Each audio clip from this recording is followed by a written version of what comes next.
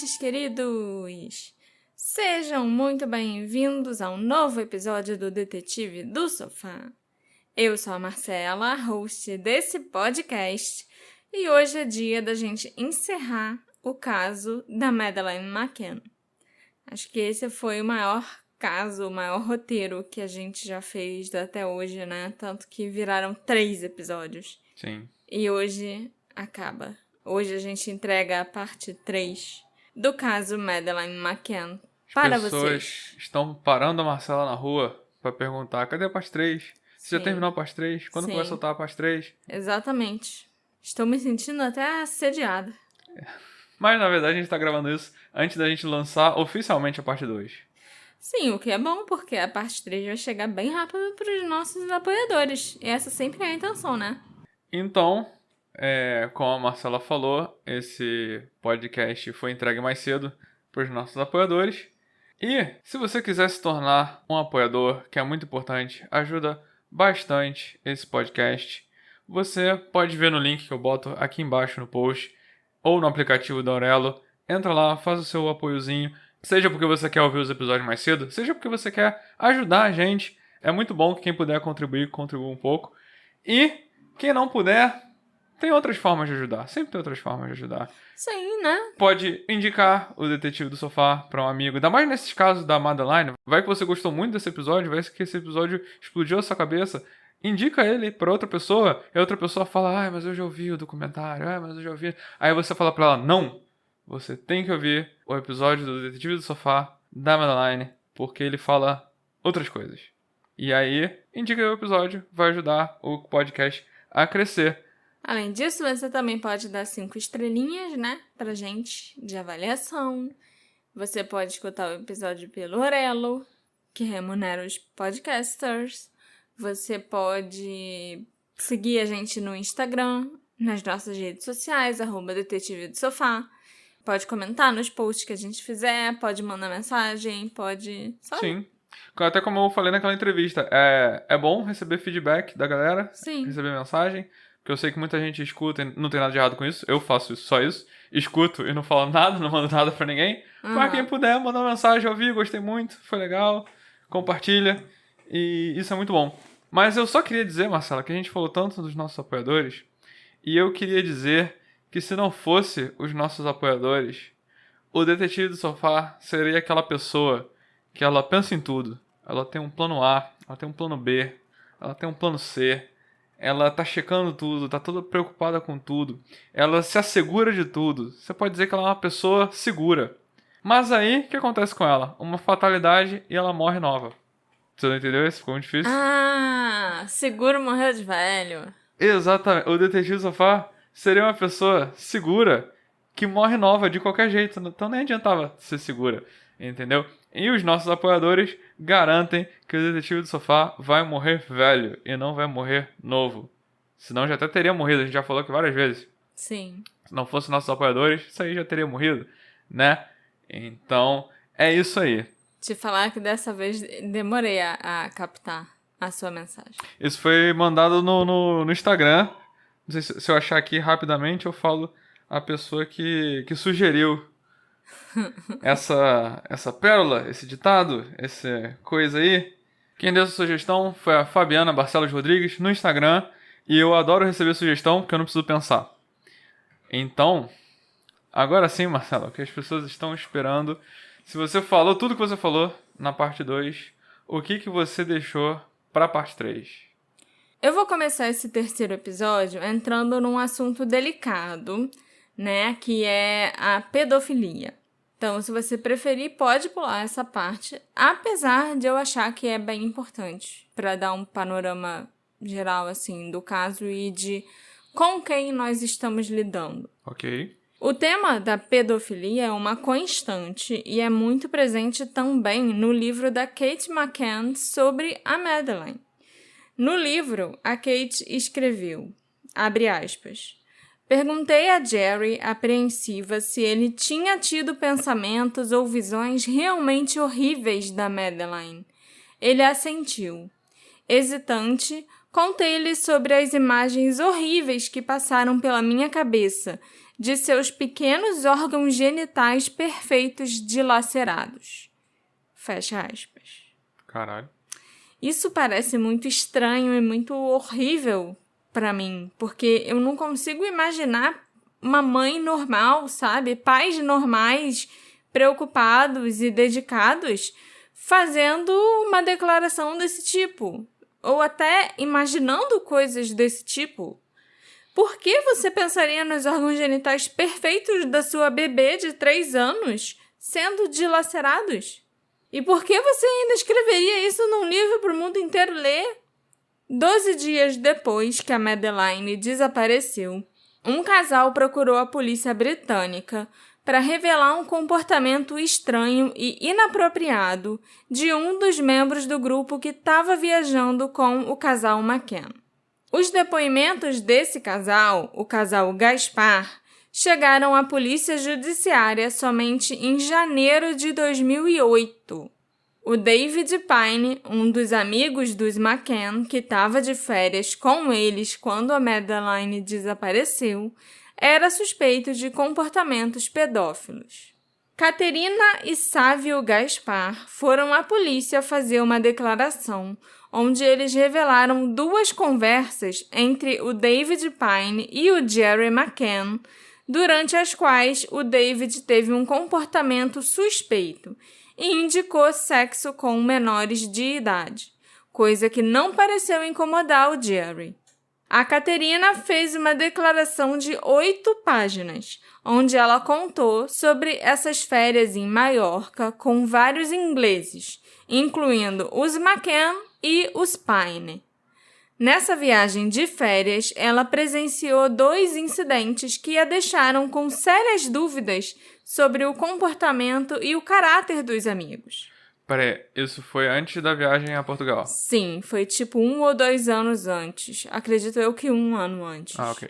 O primeiro incidente aconteceu numa noite em que o Jerry e o David estavam conversando sobre a Madeleine. A Caterina não sabe exatamente o que eles estavam dizendo, mas ela se lembra que o David chupou os próprios dedos, enfiando-os na boca e tirando-os novamente, enquanto com a outra mão ele traçava um círculo ao redor do próprio mamilo, com um movimento circular sobre as roupas. Isso foi feito de maneira provocativa, segundo a Caterina, que disse também que essa cena ficou presa na sua memória para sempre. E dias depois, a mesma cena se repetiu. A Caterina viu o David fazendo os mesmos gestos novamente, mas enquanto ele falava dessa vez sobre a sua própria filha, Lily. Filha do David ou da Caterina? Do David. Ah, tá. Assustada, a Caterina não falou nada para ninguém nesse dia, mas tomou cuidados especiais durante o resto da viagem, alertando o marido para nunca deixar a filha deles sozinha com o David, e que também não o deixasse chegar perto do banheiro quando a filha estivesse tomando banho.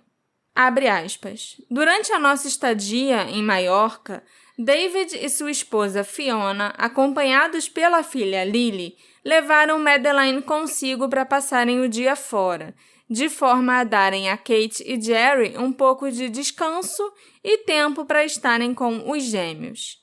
Eu tentei não ficar preocupada porque a Madeleine estava também junto com a Fiona e a Lily, mas eu não consegui evitar e pensei na Madeleine aquela tarde toda. Fecha aspas.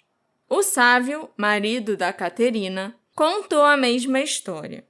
Ele confirmou os gestos estranhos que foram feitos pelo David durante a conversa com o Jerry, mas afirmou que ele não sabia naquela hora que eles estavam falando sobre a Madeleine. Ele achou o comportamento de muito mau gosto, mas não o viu sendo repetido. O incidente acabou esquecido na memória dele e foi apenas o desaparecimento da Madeleine que o reviveu. Durante o seu depoimento, a Caterina foi ainda mais longe e disse que associou os gestos do David a alguém que gosta de assistir pornografia infantil. Ela até se lembrava de ter pensado se ele olhava as meninas de uma maneira diferente. O casal Gaspar chegou a conversar sobre o David, o Jerry e os gestos e comportamentos estranhos quando voltaram para casa, e decidiram que seria bom se afastar um pouco dos McCann. Já os Pine não eram conhecidos do casal Gaspar antes dessa viagem, e eles só os viram depois disso uma única vez, num jantar de amigos em comum. Uma coisa que incomodou bastante a Caterina também nessa viagem, né, nesse primeiro incidente, enquanto o David falava da Madeline, é que, assim, eles não estavam sozinhos num canto, os dois caras conversando. Eles estavam no meio de várias outras pessoas. E a conversa foi escutada, né? Não só pela Caterina, mas também por outras pessoas que estavam ali na sala. Sabe? Pelas esposas dos dois, por outros casais, assim, de amigos que estavam presentes. E nessa hora, a Caterina disse que ela olhou, assim, pro David, tipo, de um jeito estranho, né? Como quem tá pensando... Reagiu ao que ele falou? Reagiu ao que ele falou, tipo, você tá doido? O que você está fazendo? E aí... um climão foi gerado na sala, mas não pelas coisas que o David tinha feito ali, os gestos e sobre os comentários dele. E sim, o climão foi gerado pela reação da Caterina, sabe? Todo mundo ficou meio calado, assim, na hora, ninguém falou mais nada e, tipo, fizeram uma brincadeirinha, mudaram de assunto e tal. Mas a Caterina sentiu que ela era o problema por causa da reação dela. Entende? E como se os outros já tivessem meio que acostumados com aquele tipo de comportamento, e ela, que era a primeira vez que estava viajando com os McCann, com aquele grupo de amigos deles, era o problema, que era a diferente mal ali, entendeu? E eles eram amigos dos McCann que foram parar nesse lugar. Sim. Eles eram amigos dos McCann, foram convidados para irem viajar com eles e outros casais de amigos que também tinham filhos pequenos para Maiorca, né? Nessa viagem eles alugaram uma casa enorme e aí ficaram cada casal com os filhos tinha seu quarto na casa e tal, entendeu? Já nas férias, né, na Praia da Luz em Portugal, cada casal tinha o seu próprio apartamento. Foi diferente do esquema em Maiorca. O David Pine também disse umas coisas meio estranhas nas suas entrevistas com a polícia após o desaparecimento da Madeline. Em abril de 2008, ele foi questionado se existia algo que ele considerasse pertinente ou relevante para estabelecer a verdade acerca do desaparecimento da Madeline. E o David respondeu: existem algumas coisas, mas eu não acho que este seja o momento ou o local certo para abordá-las. O local ou o momento, acho que é esse. Né, exatamente. Assim, a menina desapareceu, você tá sendo interrogado pela polícia, e essa é a resposta que você dá pra polícia? Não é hora nem lugar. Não, é. Depois, o policial pediu para que o David descrevesse a Madeline. E a sua resposta foi ainda mais estranha, porque ele começou a se referir a Madeline no presente, né? E depois passou a se referir a ela no passado. Tem um momento até que ele se corrige, falando assim, no final desse interrogatório. Abre aspas. Madeline é uma criança muito impressionante e linda, e ela tem uma aparência única. Ela ficou muito bonita com aquele cabelo louro brilhante. Ela era uma criança bem pequena para a idade, e ela era muito borbulhante, uma criança muito boa para interagir. Ela era muito inteligente. Você podia se divertir muito com Madeline, e você sabe que ela era o orgulho e a alegria da Kate e do Jerry. Eles tiveram muitos problemas para conceber, com a fertilização in vitro e tudo, e a Madeline era o milagre deles.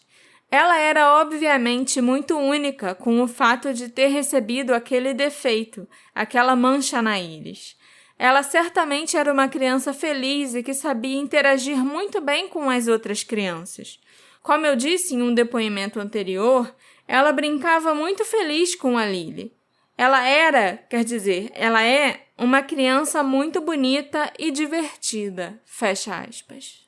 Posteriormente, em uma entrevista para um jornal britânico, o David ainda disse, abre aspas, sabemos que os McCann não fizeram isso. Uma pessoa do nosso grupo viu Madeleine ser sequestrada. Estávamos esperando que algo acontecesse, mas não achamos que seria o nosso pior pesadelo. Ele estava se referindo aqui ao avistamento da Jane Tanner. Do ovo. Do ovo. O ovo com cabelo. Mas o que o David esperava que acontecesse, né, nessa viagem? E por que ele esperava que algo ruim acontecesse? Porque é isso que ele dá a entender. Estávamos esperando que algo acontecesse, mas não achamos que seria o nosso pior pesadelo? Ia acontecer algo que não seria o pior pesadelo. Seria menos pior. Seria um pesadelo ok. Sei lá. Ou não seria um pesadelo? Eu não sei. Sabe? Por que ele ia estar esperando que algo acontecesse? Entende? Ele é muito estranho. A gente sabe também, porque eu contei isso no episódio anterior, que por volta das 18h30, o David Payne apareceu no apartamento 5A, supostamente a pedido do Jerry, que estava jogando tênis, para ver se a Kate precisava de ajuda ou se ela queria que ele levasse as crianças ao parquinho. Isso, né, no dia 3 de maio, o dia do desaparecimento da Madeleine. A Kate decidiu não ir porque a Madeleine estava se sentindo cansada. O David Payne, então, se tornou o último membro do grupo de amigos a ver a Madeleine viva e bem ali, né, no apartamento 5A. O Jerry voltou do jogo de tênis às 19 horas e as crianças McCann foram colocadas para dormir. No interrogatório do David, aquele mesmo interrogatório de abril de 2008, quando ele falou que tem coisa pertinente para dizer, mas não vou dizer agora, não. Ele descreveu a última vez que ele viu a Madeleine. Abre aspas. Ela parecia imaculada, como um anjo, numa camisola branca. Os 3 irmãos pareciam tão felizes e bem cuidados e contentes. Eles pareciam crianças tão saudáveis. Fecha aspas. Imaculada, anjo e uma camisola branca, sabe? Que camisola é essa que ele viu a Madeleine usando? Será que ele viu a Madeleine ou ele teve uma visão da Madeleine já em forma de anjo que apareceu pra ele? Vai saber. Porque o jeito que ele fala é muito estranho.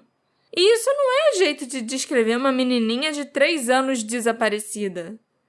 Até onde eu sei, ela estava usando o pijama rosa e branco do Bisonho, né? O personagem lá do Ursinho Puff. Mas existem controvérsias a respeito do pijama, que eu já contei no episódio 2. O fato mais perturbador é que as alegações do casal Gaspar sobre o comportamento inapropriado do David Payne nunca foram investigadas pela polícia britânica. Inclusive, o depoimento dado por eles só foi enviado para a Polícia Judiciária de Portugal em janeiro de 2008, a altura em que o Gonçalo Amaral já estava afastado das investigações há algum tempo. Nem o Jerry McCann, nem o David Payne foram questionados sobre essa grave alegação. Quando o David foi interrogado em abril de 2008, o oficial britânico nunca se interessou sobre os acontecimentos de Maiorca, e os depoimentos do casal Gaspar nem entraram em discussão. Esse interrogatório aconteceu em Leicestershire a pedido da Polícia Judiciária. Mas, embora 2 oficiais da Polícia Judiciária estivessem presentes, eles não foram autorizados a fazer quaisquer perguntas por si próprios. Eles só puderam ficar ouvindo, né, e assistindo o interrogatório que era conduzido pelos britânicos. Outra coisa extremamente importante que eu descobri nessa última semana é que o Jerry McCann possuía ficha no Registro Nacional de Delinquentes Sexuais britânico. Essa informação foi confirmada numa carta rogatória enviada pela polícia de Leicestershire para a Polícia Judiciária em 16 de maio de 2008. Era uma carta onde a polícia britânica passava para a polícia portuguesa as informações básicas sobre o Jerry McCann. Essa é a informação que você descobriu no dia que a gente sentou para gravar a segunda parte. Exatamente. E aí você precisou de mais tempo pra... Exatamente. E aí tudo ficou enorme e estamos aqui na terceira parte. Eu vou ler a carta para vocês. Caros senhores, em resposta à sua carta de solicitação, posso fornecer as seguintes informações sobre Gerald McCann. Ele nasceu em 5 de junho de 1968, na Escócia, mora com sua esposa e filhos em Orchard House, número 5, Leicestershire. Sua casa está sujeita a uma hipoteca no valor de 323 mil libras junto ao Northern Rock Bank. Não há relatório ou extrato de cartões de crédito nas pesquisas realizadas.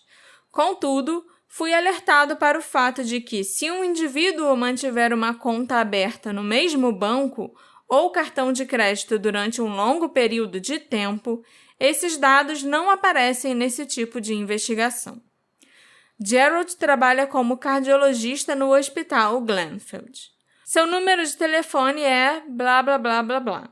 E ele tem um telemóvel Vodafone, número blá blá blá. Gerald é proprietário de 2 veículos, um Volkswagen Passat azul claro e um Volkswagen Touran verde. Nenhum registro foi encontrado no computador da Polícia Nacional. Referência de pesquisa NE910031. Uma busca no sistema de informação indica apenas que o Sr. McCann foi vítima de um roubo de tacos de golfe dentro de seu carro no caminho de casa em 1º de abril de 2006. Uma pesquisa na seção local de registros de abuso infantil mostra o número de registro 19309 no sistema CATS, o sistema que registra os delinquentes sexuais. Uma consulta ao departamento em questão confirma que se trata apenas de uma referência de arquivo, mas como um complemento ao sistema de tarefas operacionais para efeito de referência, caso alguma investigação seja necessária por parte do departamento. Nenhum trabalho foi realizado com base neste arquivo. Um exame de todos os outros arquivos policiais usando um sistema de busca não revela nenhuma informação sobre ele. Enviado para sua informação. Acabou a carta aí. Acabou. Essa frase, como complemento ao sistema de tarefas operacionais para efeito de referência, caso seja necessária alguma investigação por parte do departamento, me soa muito perturbadora. Porque se o Jerry não for de fato considerado um infrator, isso significaria que todo mundo no Reino Unido tem um arquivo de registro de pedófilo no sistema CATS, o que definitivamente é um absurdo, né? Ou significa que o Jerry McCann está de fato registrado no sistema CATS, que é o sistema de registro de pedófilos e agressores sexuais, e que o cadastro dele ainda é mantido pela polícia para ser usado em investigações desse tipo de crime. Ou pelo menos era mantido, Porque 2 dias depois dessa carta rogatória ser enviada, o registro número 19309 simplesmente sumiu do sistema. E me parece que o David e o Jerry não eram os únicos com quem os pais deviam se preocupar naquele grupo.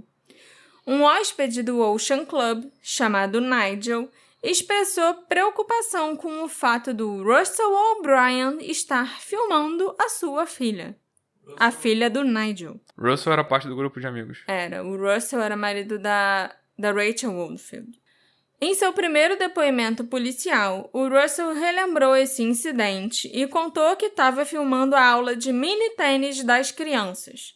E o Nigel, o outro hóspede, lá do resort, o abordou para dizer que o fato dele estar filmando a sua filha o estava deixando desconfortável.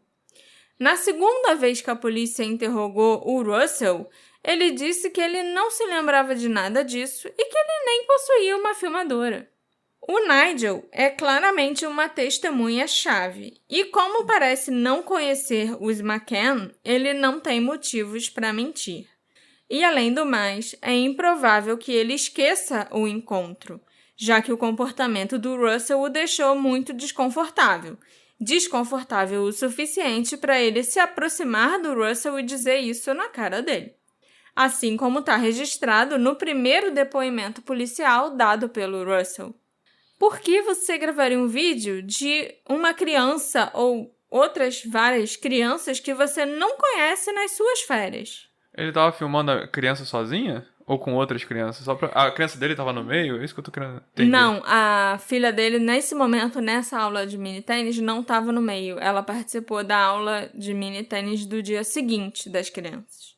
Ele estava filmando as Uma crianças... garota... Não, ele estava filmando as criancinhas... E, em certo momento, o Nigel achou que ele estava só muito fixado na filha dele. Entendi. Entendeu? E ele começou a ficar muito incomodado. Eu também ficaria, com um estranho filmando minha filha. Os McCann, eles tiraram pouquíssimas fotos da Madeline nessas férias. Pouquíssimas fotos até em geral nessas férias. Eu, particularmente, conheço 2 fotos... E uma delas tem lá os seus problemas. A última foto da Madeline, que é toda envolta em controvérsia. O resto do grupo também parece não ter tirado fotos nem filmado quase nada. Muito menos os próprios filhos, durante a viagem. Mas, por algum motivo, o Russell arranjou tempo para filmar a filha de um outro turista, que era uma completa estranha para ele. Eu não sei se eu já comentei com vocês o quão bem relacionado era o Jerry McCann. Ele era um cardiologista famoso na Inglaterra, conhecia pessoas muito importantes e influentes e fazia parte dos mais altos círculos sociais. 3 dias após o retorno dos McCann à cidade de Leicester, na Inglaterra, o primeiro-ministro britânico da época, o Gordon Brown, fez uma visita surpresa a uma delegacia de Leicester a poucos quilômetros da residência dos McCann. Essa visita foi divulgada na agenda oficial do Gordon Brown como tendo por objetivo discutir policiamento comunitário, um tópico pelo qual o ministro nunca se interessou, nem antes e nem depois desse dia.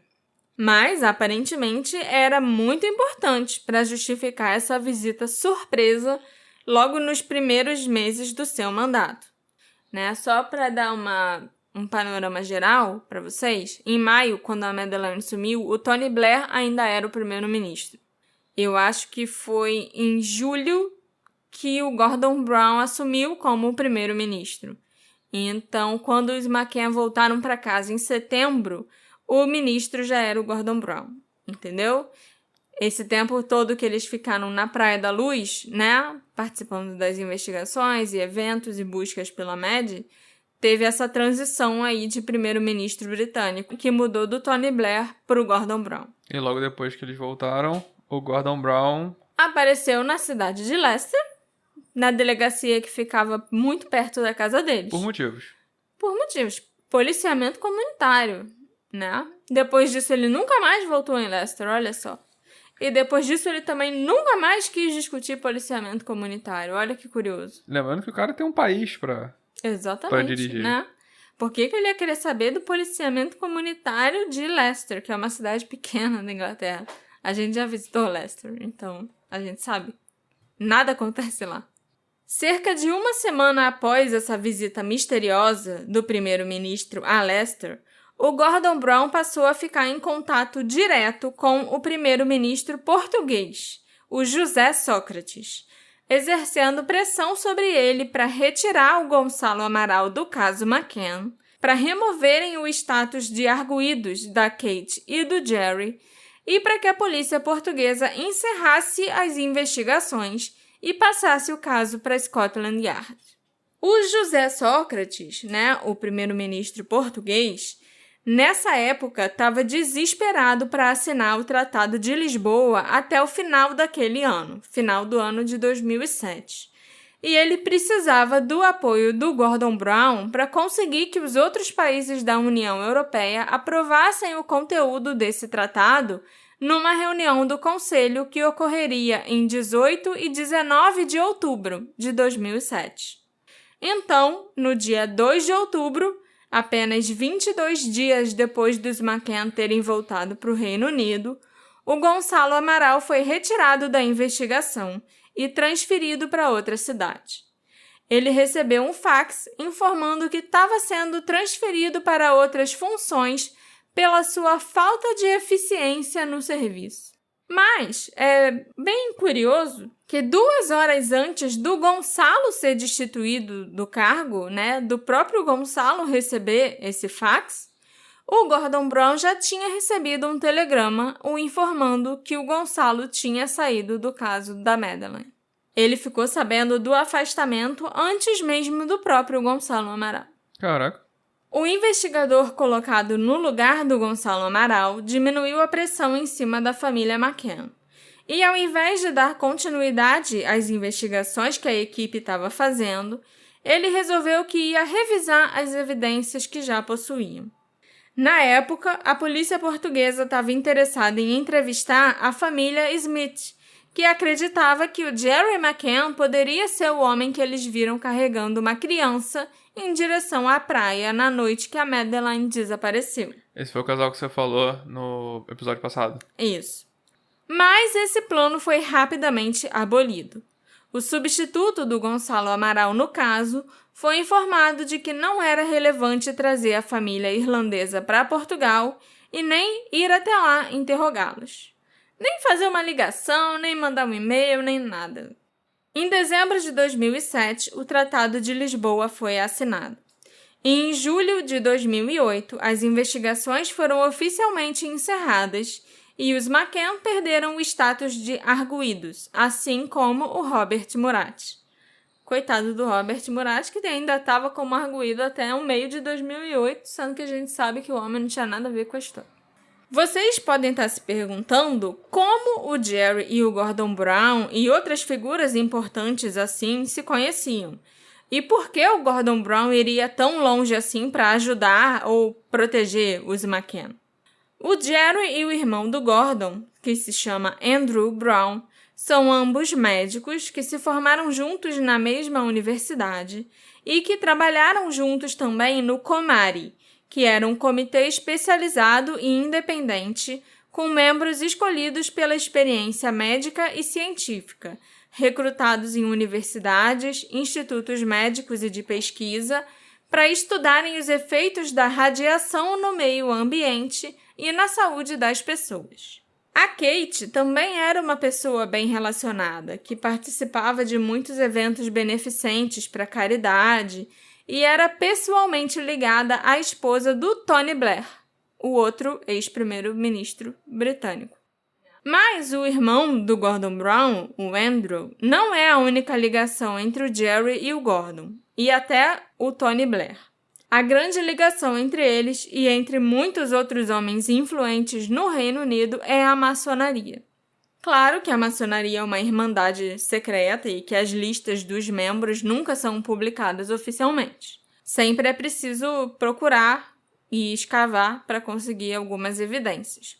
Mas o avô do Jerry e o pai do Jerry eram maçons. E o Jerry seguiu os passos deles desde jovem. Inclusive, em várias ocasiões, quando tem aniversário do desaparecimento da Madeleine ou algo assim, a sociedade maçônica, a loja maçônica ao qual o Jerry pertence, sempre envia balões e flores e coisas assim, com um cartão que fica lá exposto na rua, para todo mundo ver, e você vai lá e lê, sim, é da loja maçônica, entendeu? O número de membros da maçonaria no Reino Unido é estimado em cerca de 300 mil pessoas, 300 mil homens. E a grande maioria desses homens são de classe alta e alguns são até membros da realeza. Muitos, inclusive, são membros da realeza. Praticamente a maior parte dos membros do governo britânico está envolvida na maçonaria. A cidade natal do Jerry McCann, Rothley, na Escócia, é um centro histórico dos Cavaleiros Templários. Os Templários receberam terras em Rothley em 1203, de John de Harcourt, e receberam também a mansão Rothley do rei Henrique III em 1228. A capela da mansão ainda existe e está de pé até hoje, ao lado da antiga casa senhorial, que foi convertida em hotel em 1960.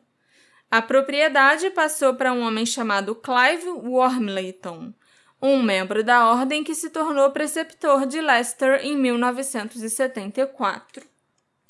Os escoceses Jerry McCann e Gordon Brown compartilham a mesma loja maçônica do Grande Priorado dos Cavaleiros Templários, onde o Jimmy Savile também era membro. Jimmy Savile, para quem não sabe, era uma grande celebridade britânica. Ele era até Sir Jimmy Savile, e que depois que ele morreu, foi descoberto que ele era um pedófilo, predador sexual, que cometeu as atrocidades mais horríveis e morreu impune em 2011. Tem um documentário sobre ele no Netflix, né? Agora que saiu, eu acho que tem alguns meses. Então, eu não vou me alongar ainda mais falando sobre pedofilia de novo e sobre o Jimmy Savile. Mas o Jimmy Savile era muito famoso. Ele era uma das pessoas mais famosas do Reino Unido. Um diplomata britânico que não desejava ser identificado chegou a alertar o Ministério das Relações Exteriores sobre as suas preocupações relativas aos pais da Madeleine McCann. As dúvidas sobre Kate e Jerry foram levantadas quase de imediato por ele, que esteve na Praia da Luz a mando do governo e que achou que tinham muitas inconsistências nos relatos do casal sobre a noite do desaparecimento da Madeleine. Esse alerta do diplomata foi feito através de uma carta enviada por ele do Algarve ao Ministério das Relações Exteriores dias após o desaparecimento. Os detalhes dessa carta foram divulgados pelo respeitado jornal belga Dernier Her. O diplomata anônimo manifestava sua preocupação com as declarações confusas sobre o paradeiro de Kate e Jerry McCann e dos seus amigos nas últimas horas antes do desaparecimento da Madeleine. Ele mencionava também a falta de cooperação do casal com a polícia portuguesa à luz das instruções de Londres, que sugeriam que os funcionários consulares exagerassem na sua autoridade e pressionassem as autoridades portuguesas. O documento pedia ainda a confirmação das ordens enviadas pelo Ministério em Londres, ordenando aos funcionários da embaixada que prestassem toda a assistência possível ao casal McCann. Os diplomatas no Algarve foram informados de que os McCann deveriam ser acompanhados em todos os momentos, durante qualquer contato com a polícia portuguesa, por um membro do pessoal consular ou por agentes da polícia britânica enviados do Reino Unido. A carta alertava para os riscos de se aliar tão completamente aos McCann. Trechos publicados na reportagem do Dernier Her citam o diplomata dizendo: "Com o maior respeito, gostaria de alertá-los sobre os riscos e implicações para o nosso relacionamento com as autoridades portuguesas, se considerar o possível envolvimento do casal. Por favor, confirme-me, à luz destas preocupações, que queremos continuar a estar estreitamente envolvidos no caso, conforme solicitado na mensagem anterior." Uma enorme equipe de diplomatas esteve envolvida no caso desde que o Jerry McCann pediu ajuda ao Ministério das Relações Exteriores. Num movimento sem precedentes, o então primeiro-ministro Tony Blair mandou para Portugal a enviada especial Cherie Dodge, uma antiga jornalista da Fleet Street, que é a residência do primeiro-ministro britânico, para atuar como oficial de ligação com os meios de comunicação da família McCann. A reportagem do jornal belga afirma que é altamente significativo que quase todos os diplomatas envolvidos no caso desde o início tenham se afastado do caso e até do governo, a maioria tendo pedido demissão. Essa enviada especial, a Cherie Dodge, se demitiu do Ministério das Relações Exteriores. O cônsul britânico no Algarve, o Bill Henderson, se reformou, né? Eu acho que isso quer dizer que ele se aposentou. Uhum. E o embaixador britânico em Portugal naquela época, o John Buck, renunciou ao cargo em 9 de outubro de 2007, pouco depois dos McCann serem considerados arguidos. Depois disso, inclusive, o John Buck abandonou completamente os serviços diplomáticos. A impressão que dá é que a ordem veio de cima, né? Muito, muito de cima, dos primeiros ministros, no caso, para os diplomatas e para os outros funcionários darem todo o apoio aos McCann. Mas os próprios diplomatas tinham as suas desconfianças a respeito do casal, e eles não concordavam exatamente com o que lhes tinha sido pedido. Quem estava ali, os britânicos que estavam ali acompanhando de perto, logo no início, o casal McCann e tudo, Achou algo estranho. achou que tinha algo estranho e não gostava de estar fazendo parte daquilo. E a carta desse diplomata anônimo, para mim, deixa isso muito claro. Eles não queriam se envolver, eles não queriam que o governo se envolvesse tanto, porque podia causar até um mal-estar com Portugal. Não foi o que aconteceu, porque tinha gente muito maior do que esses diplomatas envolvidos, né? Os pais da Madeleine continuaram as investigações usando detetives particulares até que a Scotland Yard abriu seu próprio inquérito, a Operação Grande, em 2011. O fundo Madeleine McCann contratou várias empresas de investigadores privados, causando atritos com a polícia portuguesa. Pouco depois do desaparecimento, um milionário chamado Brian Kennedy pagou pelos serviços de uma empresa de segurança britânica, a Control Risks. Foi também o Brian Kennedy que emprestou o seu jatinho para eles fazerem aquelas viagens, né? Para conhecer o Papa, para ir para a Alemanha, para a Holanda, para a Espanha, etc. Eles sempre tinham um jatinho particular à disposição para isso. Segundo consta, houve 4 avistamentos independentes no norte da África, e o próprio Brian Kennedy foi ao Marrocos em setembro de 2007 para investigar um deles pessoalmente. Uma mulher norueguesa relatou ter visto uma menina que correspondia à descrição da Madeleine num posto de gasolina perto de Marrakech em 9 de maio de 2007. A criança teria perguntado ao homem com quem ela estava, em inglês: "Podemos ver a mamãe em breve?" Quando a testemunha regressou para a Espanha, onde morava, e soube do desaparecimento da Madeleine, ela telefonou imediatamente para a polícia espanhola. Um mês depois, segundo Kate, a polícia judiciária portuguesa ainda não havia entrevistado formalmente essa mulher, o que levou os McCann a temerem que as pistas não tivessem sendo seguidas. O Brian Kennedy também contratou uma agência de investigação espanhola, a Método 3, durante 6 meses, que colocou 35 investigadores trabalhando no caso na Europa e no Marrocos.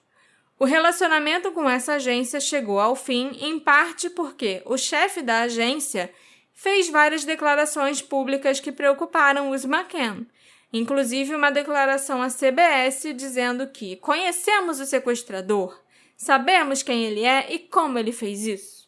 Ok. Ele só queria parecer que sabia mais do que sabia, né? Outro investigador particular contratado pelos McCann e seus benfeitores foi David Edgar, um policial aposentado que foi contratado em 2009 por recomendação do chefe do Esquadrão de Crimes Graves de Manchester.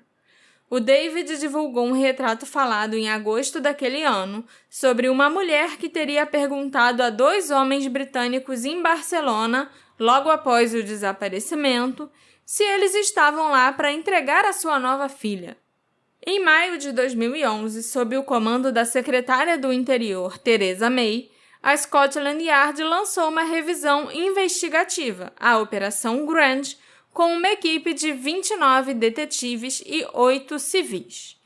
Assim, quem tiver curiosidade de saber mais sobre os investigadores particulares e essas investigações bancadas pelo fundo Madeleine McCann e por esse milionário Brian Kennedy, também quiser saber mais até sobre o suspeito Robert Murat, que é muito falado até hoje, e eu só mencionei mesmo no primeiro episódio porque ele não tem nada a ver com nada, pode assistir o documentário do Netflix, né? Porque, pelo que eu me lembro, faz muito tempo que eu assisti o documentário, ele é basicamente só sobre isso.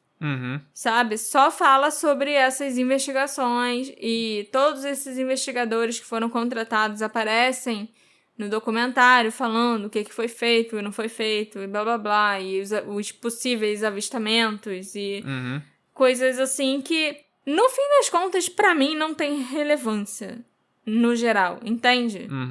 Porque eu posso ficar aqui mais um episódio inteiro só falando sobre isso, sobre as investigações particulares e sobre a Operação Grande, que eu ainda vou falar mais um pouquinho, sim. Mas nenhuma dessas investigações nunca deu em nada. Nenhuma pista dessa? Então seria só perda de tempo eu ficar falando sobre isso. Entendi. Entendeu? A Operação Grand foi liderada pelo comandante Simon Foy. Em julho de 2013, essa revisão se tornou uma investigação formal. E em outubro, a Scotland Yard e o programa de TV Crime Watch realizaram uma reconstituição do crime, transmitida no Reino Unido, na Holanda e na Alemanha, durante a qual eles divulgaram também retratos falados dos homens vistos perto do apartamento 5A e do avistamento da família Smith. Dias depois do Crime Watch ter sido transmitido, o Procurador-Geral de Portugal também reabriu o inquérito português, citando novas provas. A equipe da Operação Grand traduziu dezenas de milhares de documentos, divulgou uma imagem com progressão de idade da Madeleine e investigou mais de 8.000 avistamentos potenciais. Até 2015, eles tinham recolhido 1.338 depoimentos, 1.027 provas e investigado 650 agressores sexuais e 60 pessoas de interesse. A operação foi reduzida em outubro de 2015 e o número de agentes dedicados exclusivamente a essa operação foi de 29 para 4. O Ministério do Interior aprovou um financiamento adicional de 95.000 libras em abril de 2016 para o que o comissário da Polícia Metropolitana, Bernard Hogan Hall, disse ser uma linha de investigação restante. Outras 85.000 libras foram aprovadas para cobrir a operação até setembro de 2017 e mais 150.000 libras para cobrir até 31 de março de 2019, elevando o custo total da Operação Grand para 11,75 milhões de libras. Caraca. O Ministério do Interior disse que aprovaria financiamento semelhante para 2019, 2020, etc. Eu sei que a Operação Grand continua até hoje, mas eu não tenho detalhes dos valores que foram injetados nela de 2019 para cá. Mas já passou de 12 milhões de libras muito fácil, sabe?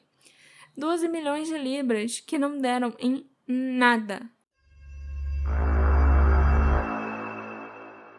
Em junho de 2020, o promotor público da cidade alemã de Braunschweig ordenou um inquérito sobre o possível envolvimento de um homem chamado Christian Bruckner, de 47 anos, no desaparecimento da Madeleine. O Christian era um criminoso sexual condenado que vivia numa van na região do Algarve na época em que a Madeleine desapareceu. Ele foi para Portugal no ano de 95, quando ele tinha 18 anos, para escapar de um alegado caso de abuso sexual de uma criança. Em 99, ele voltou para a Alemanha. Em 2005, ele foi para a Praia da Luz, onde morou pelos próximos anos. Também em 2005, ele estuprou uma mulher norte-americana de 72 anos na cidade, da Praia da Luz. Uma investigação foi aberta em Portugal na época, mas foi logo encerrada por falta de provas. Em 2006, o Christian foi preso por roubar combustível num posto de gasolina. Eu acho que ele só ficou algumas semanas preso nessa época, por causa do roubo no posto. Em 3 de maio de 2007, o dia em que a Madeleine desapareceu, existem indícios, no caso registros telefônicos, que o colocam próximo do apartamento 5A. A Scotland Yard comunicou em 2020 que tinha identificado 2 números de celulares que estavam próximos do resort do Ocean Club naquela noite. Um deles era do suspeito, do Christian, e o outro de uma testemunha significativa. também encontraram a van branca onde o Christian vivia na época. Que a gente saiba, são esses os indícios que existem contra o suspeito. Além, é claro, do histórico de estupros e abusos sexuais pelos quais ele é acusado e cumpre pena, na Alemanha. Inclusive, existem 4 casos de estupros de menores que ele cometeu na Praia da Luz e que ele supostamente teria ainda filmado. Uma mulher britânica, que na época era namorada do Christian Bruckner, relatou que ele lhe disse na noite anterior ao desaparecimento da Madeleine: "Tenho um trabalho para fazer amanhã na Praia da Luz. É um trabalho horrível, mas é algo que tenho de fazer e vai mudar minha vida. Você não me verá por um tempo." Hans Christian Wolters, do Ministério Público da Alemanha, afirmou que estavam iniciando um processo sob a presunção de que a Madeleine estava morta devido ao registro criminal do Christian Bruckner.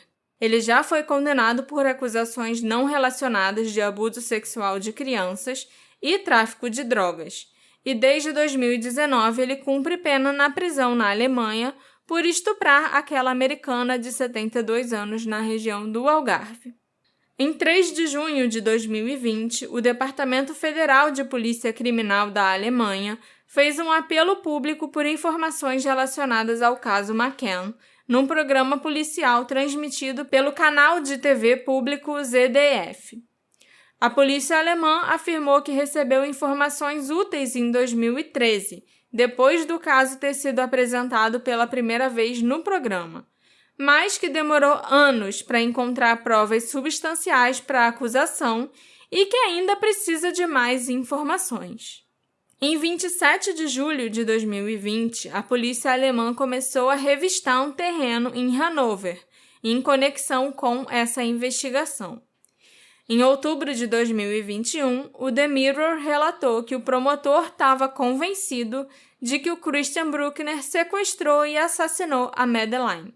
De 23 a 25 de maio de 2023, numa península perto da barragem do Arade, perto de Silves e a cerca de 50 quilômetros de onde a Madeleine foi vista pela última vez, a polícia portuguesa, juntamente com colegas alemães e britânicos, iniciaram uma busca de possíveis evidências do caso. Uma meia de criança já tinha sido encontrada nessa mesma área de busca lá em 2008. No dia 25 de maio, o Correio da Manhã, o jornal português, informou que durante essa busca foi encontrada uma pista relevante.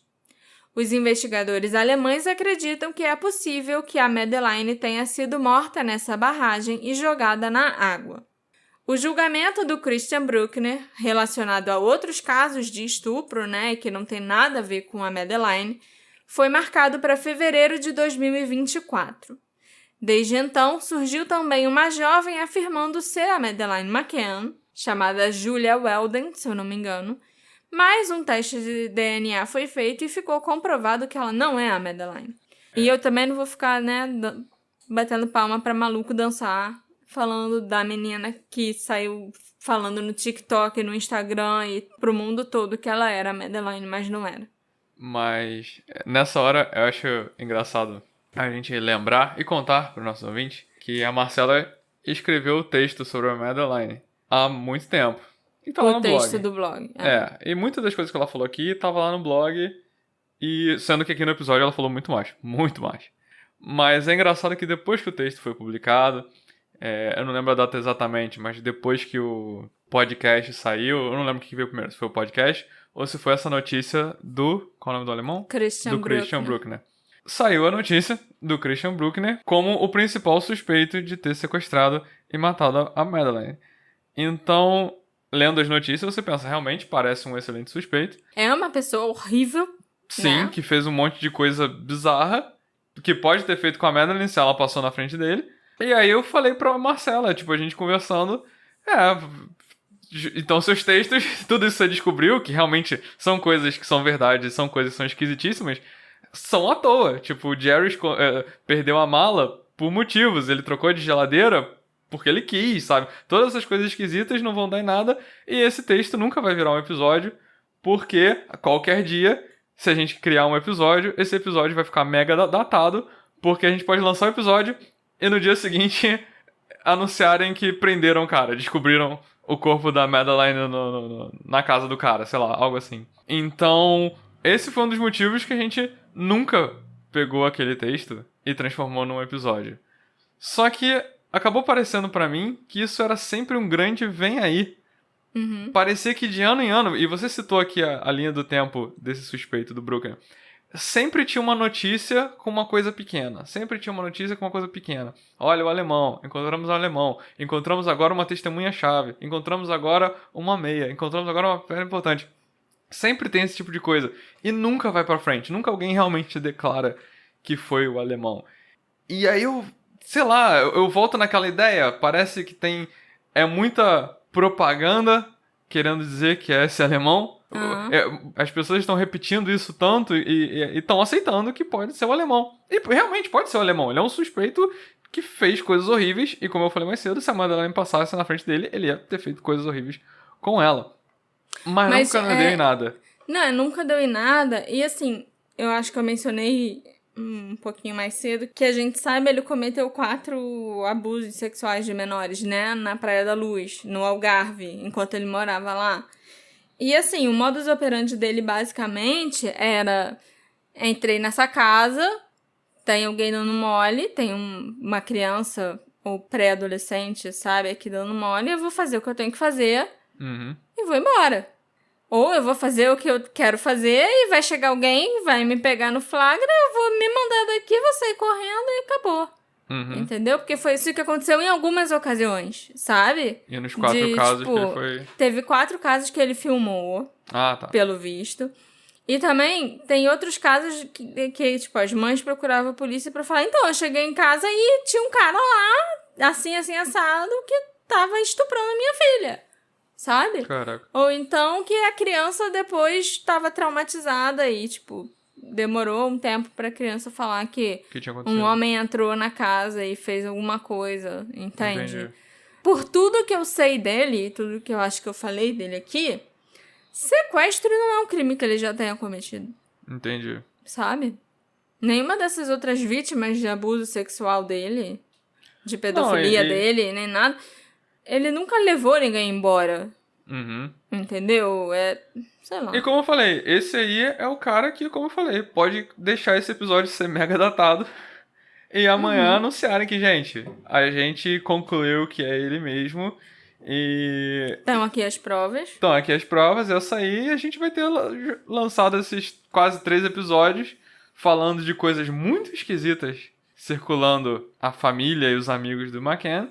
E no final era só coisas muito esquisitas que estavam acontecendo no lugar errado, na hora errada, no momento que a menina desapareceu. E que talvez não deveriam ter acontecido, sabe? Mas assim, eu admito que ele é um suspeito bom, né? Assim, você vê a cara dele, você lê a ficha dele, você pensa: pô, que pessoa horrível. Ele tava perto. Ele tava ali perto, ele morava numa van, ele pode ter sequestrado ela e levado ela pra van e... Tem outras coisas também, tipo, ele tinha um outro carro que ele vendeu no dia seguinte do desaparecimento da Madeline, né? Então, assim, é um bom suspeito pra você botar a culpa. Mas como eu falei, já se passou tanto tempo e é sempre notícias pequenas. Bem pequenas. Sabe? Achamos uma testemunha. Então, tem uma testemunha. Então vamos fazer novas buscas. Encontramos alguma coisa. Eu acho que na época, a galera que acredita que são os pais, chegou até a achar que isso era um pretexto pra realizar essas buscas, pra procurar a Madeleine, mas falando que é do alemão, pra não ativar nenhum alarme, como se, ninguém soubesse que a gente, na verdade, tá investigando os pais. Sim. Vamos botar na conta desse alemão, porque se a gente achar a Madeleine... Sim, mas eu acho que a polícia portuguesa cooperou tanto por causa disso. Porque era mais uma chance de procurar a Madeleine num lugar que eles achavam que ela podia estar, talvez, por culpa dos pais. Aí eles mandaram, alemão, entendeu? Sim, vamos. Então, por isso que eles foram tão cooperativos. Então, sei lá, vai saber. Então, acabou passando tanto tempo, nada, foi, Marcela, vamos pegar o nosso episódio 150, que é uma data específica, e vamos usar tudo aquilo que você descobriu pra não deixar à toa. E tentar fazer um episódio legal que acabou virando 3, né? E se um dia o Christian for condenado e realmente for responsável pelo desaparecimento da Madeleine, a gente faz uma atualização. Né? Eu ainda vou falar sobre as teorias do que pode ter acontecido com ela, e é lógico que ele tá em uma dessas teorias. Uhum. Mas ontem, dia 30 de outubro, enquanto eu terminava de escrever esse roteiro da parte 3, também saiu uma notícia que tomou as manchetes, acho que do mundo todo, afirmando que a Polícia Judiciária Portuguesa se desculpou com o casal McCann por terem tratado eles como suspeitos e pela forma que a família foi tratada, né, na época. A notícia foi dada pela BBC britânica e afirmava até que uma equipe da polícia tinha ido se desculpar pessoalmente com a Kate e o Jerry no início desse ano. Mas, cerca de 1 hora depois, a polícia portuguesa se pronunciou e disse que eles se reuniram com os McCann, sim, no início do ano, para transmitir o ponto da situação processual no âmbito do inquérito em curso. E só para isso. A polícia portuguesa negou ter feito qualquer retratação ou pedido de desculpa para os McCann. Mas a notícia que ainda tá aí, se você pesquisar Madeleine McCann no Google, hoje, no dia seguinte, eu acho que até o resto da semana, ainda vai ser Polícia Portuguesa pediu desculpa aos McCann. Uhum. A informação seguinte, que a polícia não fez isso, que a polícia, inclusive, negou ter pedido desculpa, não é a que tá circulando por aí. E aí, daqui a alguns anos, a gente vai ver algum outro podcast aí sobre a Madeleine falando Depois que, então, desculpa. a polícia portuguesa até pediu desculpa pros pais. Uhum. Quando não é verdade. Mas é o que a grande mídia tá reportando por aí. E a gente sabe que a mídia britânica é muito forte. Sim. Né? Que os tabloides britânicos são muito fortes, os jornais britânicos, aquele conglomerado inteiro que pertence ao Rupert Murdoch, que também é um grande amigo do Jerry McCann, do Gordon Brown e etc. Isso entra um pouco no que a gente falou mais cedo, que existe uma... Por motivos, e você acabou entrando nas conexões da família e tudo mais, a mídia moldou o pensamento que as pessoas têm em relação a esse caso. E quando eu falei mais cedo sobre o próprio... Ele tá fazendo isso de novo. E quando eu falei mais cedo sobre o alemão, eu fiquei com essa impressão que essas notícias de tempos em tempos era só o alemão, olha o alemão também. Tentando jogar no consciente coletivo da galera de que, olha, esse alemão aqui é o responsável, esquece qualquer outra coisa, deixa pra lá. Só que assim, ainda é uma teoria da conspiração da minha cabeça, né? Não é, sabe por quê? Porque o Rupert Murdoch, ele é um dos donos dos grandes jornais, tabloides e TV, sabe? Ele é dono de vários tipos de mídias diferentes, os mais importantes, assim, do Reino Unido. E ele também é maçom, e ele também é um grande amigo do Jerry McCann, é um grande amigo do Gordon Brown. Ele foi uma das primeiras pessoas a anunciar a criação do fundo Madeleine McCann, a doar para o fundo Madeleine McCann, e a sair publicando nos meios de comunicação dele que uma menina tinha desaparecido na Praia da Luz, tinha sido sequestrada na Praia da Luz, sabe? Então, assim, quem controla essas notícias é, em grande parte, a mídia britânica, porque é a mídia britânica que tá sempre falando da Madeleine McCann, tá sempre trazendo atenção para esse caso. De novo, renovando a atenção. E quem é a mídia britânica? A mídia britânica se chama Rupert Murdoch. Só isso. Eu acabei falando que era uma teoria de conspiração do negócio, só que aí a gente vê isso acontecendo agora, em tempo real, sabe? A notícia não é nada, o fato, pelo jeito, foi: a polícia portuguesa encontrou os McCann. E foi no início do ano, sabe? Já faz tempo. Não tem por que essa notícia sair agora, sabe? Aí é o que vira a notícia, a polícia portuguesa se desculpa com a família McCann. Isso veio do nada. E aí se tenta ter uma nova notícia que a polícia portuguesa, através dos meios lá dela, declara que não, a gente não se desculpou porra nenhuma. Ela negou que foi lá se desculpar. E dane-se, sabe? Essa informação não é que chegou até mim, sabe? Não é que chegou até você, não é a mais interessante, né? Não é a que vai gerar mais clique pra todo mundo. Mas mesmo que seja informação errada. E isso volta no que eu falei também dos cachorros, isso volta no, que você falou sobre o alemão, no que a gente tá falando sobre esse caso, sobre as conexões. Isso é É meio bizarro. Parece meio maluquice, mas... Tem um nome pra isso, né? Eu já falei qual é o nome. O Rupert Murdoch. Como o próprio Jerry McCann já disse algumas vezes, não há evidências que sugiram que a Madeleine não esteja viva. É verdade. Mas há muitas evidências circunstanciais que pelo menos põem em dúvida essa história do sequestro. Quando questionado pela imprensa sobre ser considerado um suspeito no desaparecimento da Madeleine, o Jerry disse: "Encontre o corpo e prove que o fizemos." É exatamente por causa desse tipo de fala que tanta especulação em relação a ele e a Kate foi gerada naquela época. E esse tipo de comportamento já era comum logo que a Madeleine desapareceu e continua até hoje. Estatisticamente, é muito mais provável que a Madeleine tenha sido morta pelos pais do que ser sequestrada por um estranho. Como Jerry mesmo afirmou, tinha uma chance em 1 milhão disso acontecer, de uma criança ser levada da cama por um sequestrador.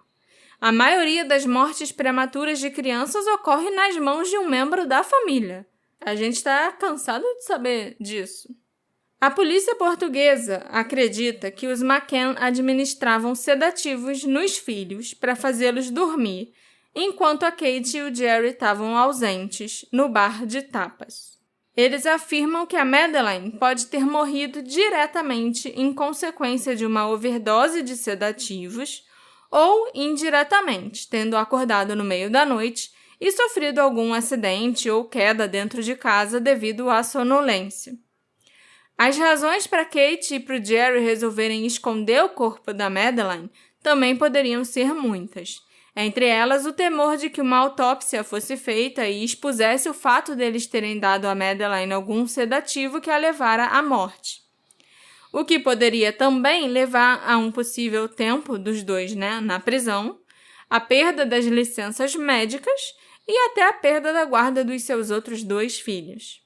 Já a Scotland Yard trabalha exclusivamente com a linha de investigação do sequestro.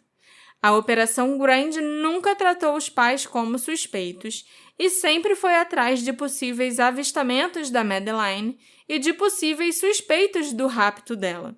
Atualmente, a Scotland Yard trabalha em conjunto com a polícia alemã para tentar encontrar provas que liguem o Christian Bruckner ao sequestro e assassinato da Madeleine.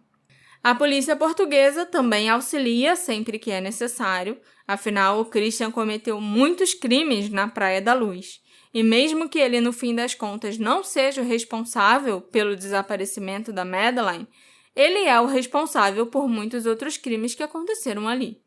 Então, chegou a hora de apresentar para vocês as principais teorias do que pode ter acontecido com Madeleine McCann. Depois de 3 episódios, não sei quantas horas, chegamos nas teorias. A primeira que eu vou explorar é a teoria de uma morte acidental que poderia ter sido causada por uma queda, por exemplo. Tem quem acredite que a Madeleine pode ter subido no encosto do sofá e caído atrás dele, ou subido no parapeito da janela e caído de lá. Mas vamos ser muito sinceros, Toda criança já caiu do sofá alguma vez na vida, até com alguém de olho nela. E essas quedas geralmente não causam ferimentos em crianças pequenas, muito menos causam a morte das crianças. Se a criança cair do encosto do sofá matasse, uma criança morre todo dia por causa disso. A altura do encosto de um sofá, que é em torno de 80 centímetros, ou do parapeito de uma janela, que é em torno de 95 centímetros, é muito pequena para que uma queda resulte em grandes ferimentos ou numa morte súbita. E em relação à janela, que é mais alta do que o sofá, ainda tem outro problema.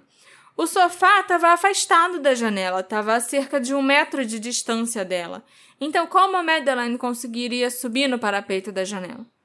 Mesmo que algo tão improvável acontecesse, uma morte por causa de uma queda atrás do sofá, e eu estou falando especificamente que ela teria morrido atrás do sofá porque foi onde os 2 cães alertaram e também é onde havia um padrão de respingos de sangue na parede, quais seriam as feridas e o padrão sanguíneo que ocorreriam em virtude dessa queda?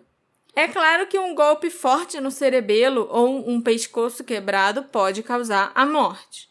Mas são feridas internas e sangue não seria expelido, não se ela caísse de uma altura tão pequena. O ferimento externo máximo seria um ferimento na parte de trás da cabeça, mas a partir da geometria simples, o padrão de sangue que ocorreria nesse caso seria plano, porque a cabeça dela impediria que o sangue se espalhasse e que ele respingasse por vários locais daquela parede.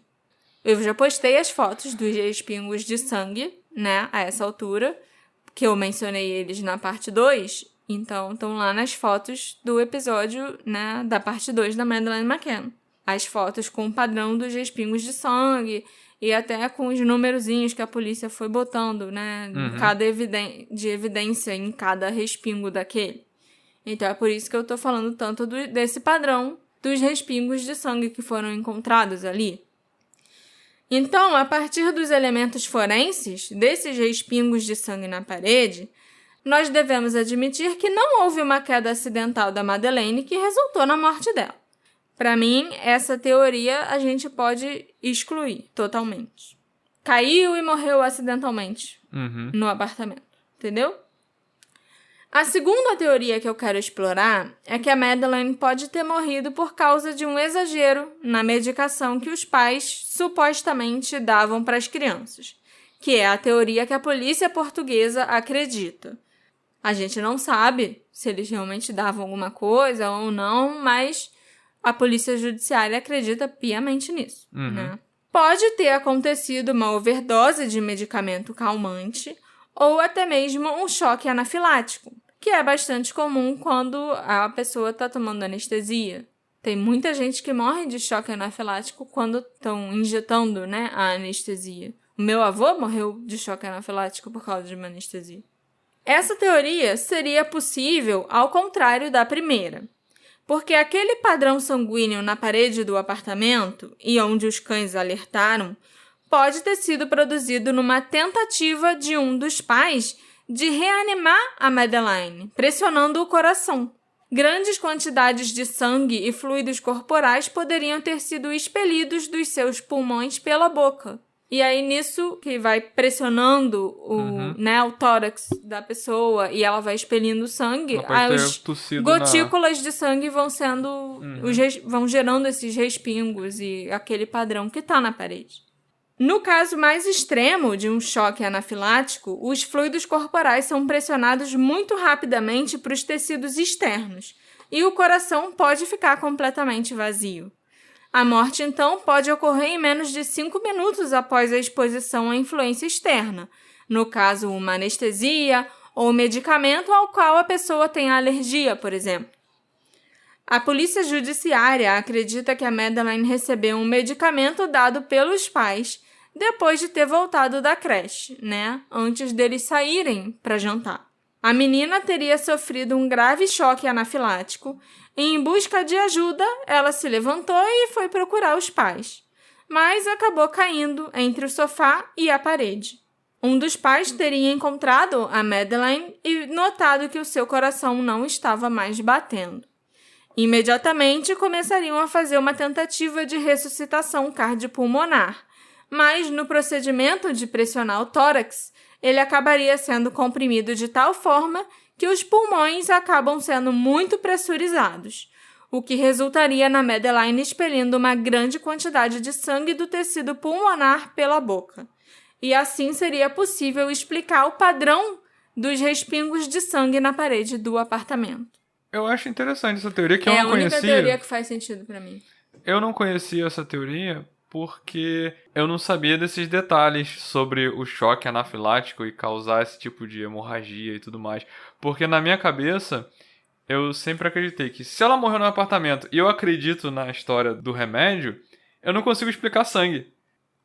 Mas os cachorros acharam sangue. Sim. Entendeu? Então, já que eu acredito que ela morreu no apartamento, eu não deveria desconsiderar os cachorros.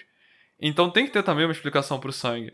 E agora que você falou isso tudo, faz mais sentido pra mim. E encaixa melhor, coisa que eu não acho. Pra mim, antes eu não conseguia conectar uma coisa com a outra. O uso do medicamento, do sedativo, com o sangue na parede, o sangue no chão, né? Sim. E o alerta dos cachorros, né? Os cachorros encontraram aqueles respingos de sangue na parede. E o cachorro, o farejador de cadáveres, também alertou naquele mesmo lugar. A terceira teoria seria que a Madeleine de fato foi sequestrada enquanto dormia, como os seus pais afirmam e como os britânicos acreditam. E também é a teoria mais famosa, mais espalhada por aí, que o público em geral acaba acreditando. Essa teoria afirma que a Madeleine foi sequestrada e possivelmente morta por um ou mais indivíduos ainda desconhecidos. Ela afirma também que os sequestradores não deixaram qualquer rastro no local e que eles entraram e saíram levando a Madeleine, viva ou morta, sem serem vistos por ninguém. A gente também tem que se lembrar que o homem visto pela Jane Tanner já foi identificado e ele não tem nada a ver com o caso, né? Então, a única testemunha que teria de alguém sequestrando a menina no meio da noite Já foi embora. Não serve de nada porque era um cara que estava carregando a própria filha. Desse ponto de vista, o rapto deve ter acontecido entre o último avistamento da Madeleine, pelo Jerry McCann, e o momento em que a Kate tomou conhecimento do desaparecimento da filha. Porque o Matthew chegou aí no apartamento nesse intervalo de tempo, mas ele não olhou, ele só ficou escutando lá de fora se tinha alguma coisa errada. Segundo o grupo de amigos dos McCann, o Jerry checou as crianças e viu a Madeleine às 9h10 ou 9h15 da noite. E foi em torno das 10 horas que a Kate deu o alarme. Então, nesse caso, o sequestro deveria ter acontecido entre as 21h10 e as 22 horas.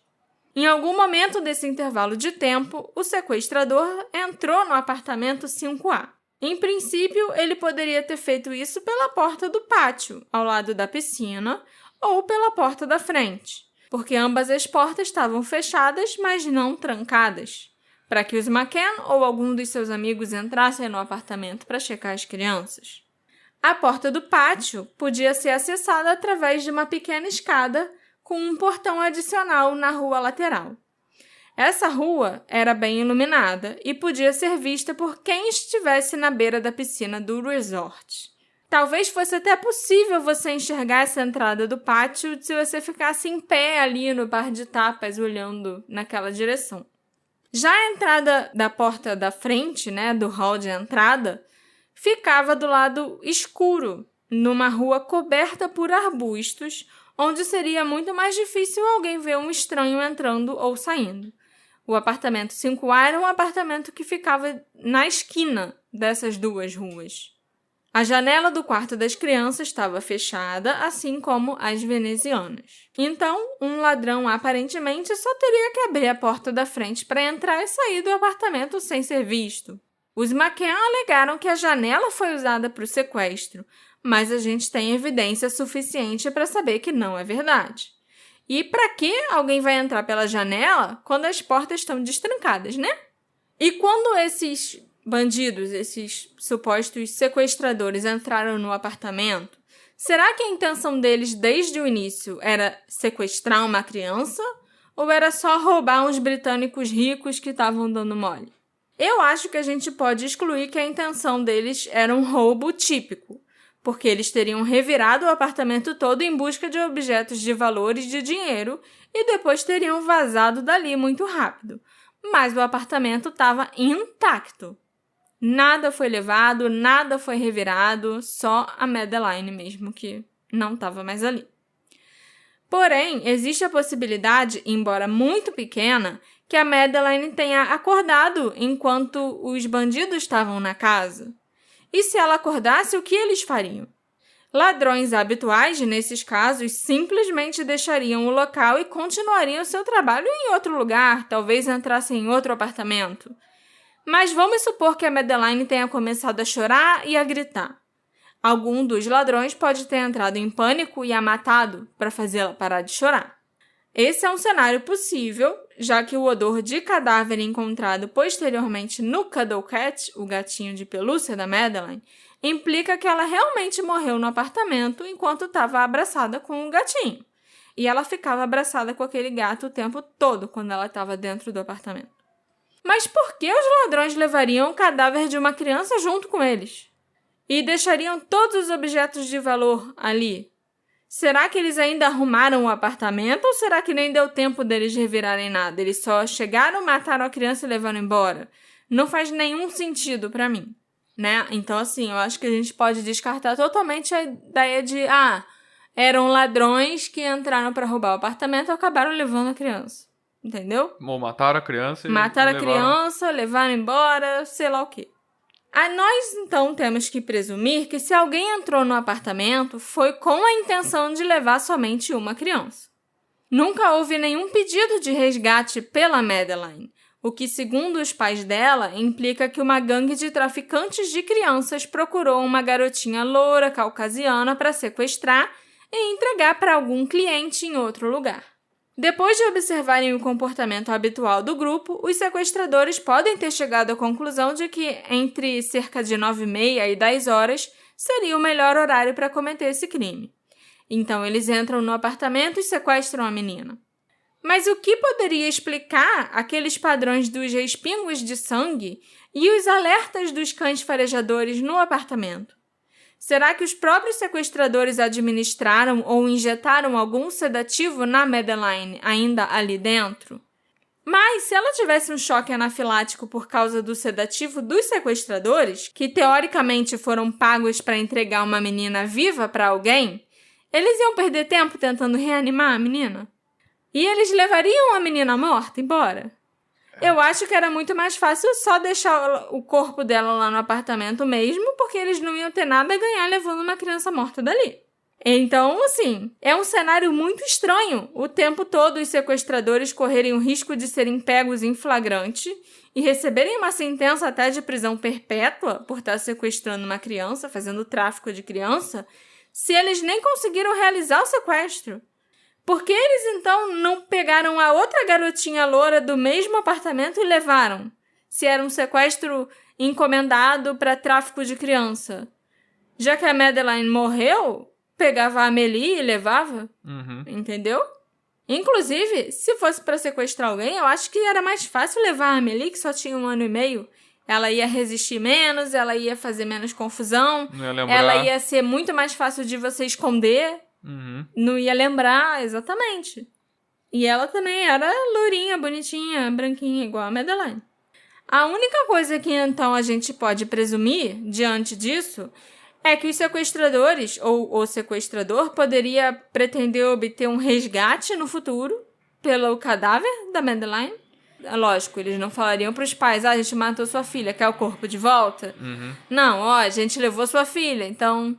Agora você tem que pagar um resgate pra ter ela de volta. Entendi. Estilo o bebê Lindbergh, que o resgate foi pago, mas o bebê já estava morto. Mas, posteriormente, eles podem ter descartado esse plano de pedir um resgate e tal pelo cadáver da menina, à medida que a grande atenção dos meios de comunicação foi aumentando e foi se desenvolvendo. Mas eu não acho que essa teoria é nem um pouco plausível. Essa é a teoria que os pais mais acreditam, que alguém levou a Madeleine dali para tráfico de criança. Mas não explica o odor de cadáver e os respingos de sangue no apartamento, nem nada disso. Lembrando que a gente aqui não vai desconsiderar isso. Acho que eu tentei deixar claro. Não, eu não vou desconsiderar os cachorros só porque a mídia desacreditou os cachorros. A última possibilidade, a última teoria, no caso, é que a Madeleine foi levada por um pedófilo, como os seus pais também insistiram. Talvez isso seja verdade, né? Porque um pedófilo deve saber reconhecer o trabalho do outro. Caralho. Mas esse não era o modus operandi dos pedófilos que atuavam na Praia da Luz. Nem mesmo do Christian Bruckner, que é o principal suspeito hoje em dia, como eu já mencionei pra vocês, né? O Christian foi pego mais 5 ou 6 vezes abusando de crianças naquela região. E o que ele fazia era entrar na casa quando os pais não estavam, fazer o que ele queria, né? O que ele estava a fim de fazer com o menor e depois ir embora. Aconteceu, inclusive, dele ser flagrado por pais ou mães e ele simplesmente fugia. Então, por que nesse caso ele teria sequestrado a criança? Por que não fazer como ele sempre fazia e sempre se safava, no fim das contas? Sem contar que agressores sexuais geralmente se comportam de forma excitada e pouco profissional em relação à possibilidade de deixar vestígios. Então, esses infratores também não teriam a frieza necessária para destruir todos os vestígios com cuidado, principalmente sabendo que o tempo disponível era muito curto e que qualquer um podia entrar de repente no local, né? Assim como aconteceu com o Christian Bruckner algumas vezes. Uhum. Eu adoraria ver esse caso sendo resolvido, mas eu acho que isso não vai acontecer porque a família já sabe a resposta. Eu não acho que aconteceu um sequestro. Eu acho que a Madeleine realmente morreu naquele apartamento de um choque anafilático. Tentaram reanimá-la, como eu falei expliquei na nossa teoria número 2. E, infelizmente, tiveram que esconder e depois talvez se livrar do corpo para não terem problemas. Consequências. Sofrerem as consequências, exatamente. Os McCann nunca mais foram investigados.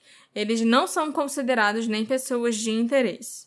Então, as respostas vão morrer com eles e com os amigos que estavam lá naquela noite. Não me levem a mal, o Christian Bruckner é um dos piores seres humanos que eu já ouvi falar, e ele merece sim apodrecer na cadeia. Mas eu, pessoalmente, não acho que ele foi o responsável pelo desaparecimento da Madeleine. Posso pagar a língua no futuro, né? Pode ser que ele seja, pode ser que eu tenha que fazer um update corrigindo todas essas informações. Um episódio intitulado Foi Mal Aí. Exatamente. Aí BBC diz, Marcelo do Detetive do Sofá pede desculpas à família McCann. Pois é. Mas eu não acredito. Como eu falei, eu não acredito que tenha acontecido o sequestro. A grande maioria dos portugueses, principalmente os locais, né, que moram na Praia da Luz, também acredita que os McCann são culpados e que eles provavelmente devem ter contado com a ajuda de algum amigo para ocultar o corpo. A Madeleine pode até ter sido escondida em algum túmulo no cemitério da igreja, porque os McCann tinham a chave da igrejinha da Praia da Luz para poderem entrar e rezar a qualquer hora do dia. Ela também pode ter sido levada de barco para Albufeira, onde o Jerry já tinha passado férias antes, local que ele conhecia bem, e onde ele tem muitos amigos influentes e irmãos maçons. A Marina ficava só a 5 quilômetros da Praia da Luz. Então, tem muitos portugueses que acham que levaram a Madeleine para a Marina e algum amigo dos McCann levou ela de barco para Albufeira e ficou escondendo o corpo por lá. Ela também pode ter sido deixada no freezer ou geladeira.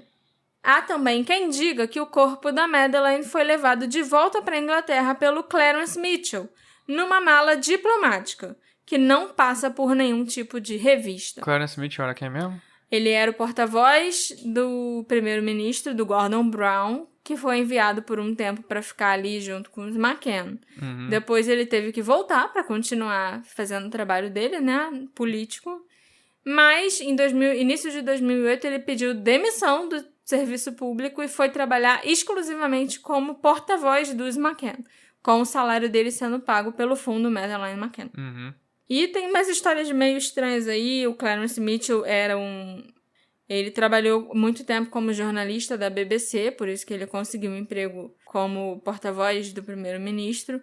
Mas antes disso, ele foi um agente do MI5, que é o serviço secreto, o serviço de inteligência interno, né? Tipo Segurança Nacional. Hã? Tipo Segurança Nacional. Sim. Se eu fosse ficar falando coisas que eu descobri também sobre o Clarence Mitchell, eu acho que dava mais um episódio inteiro.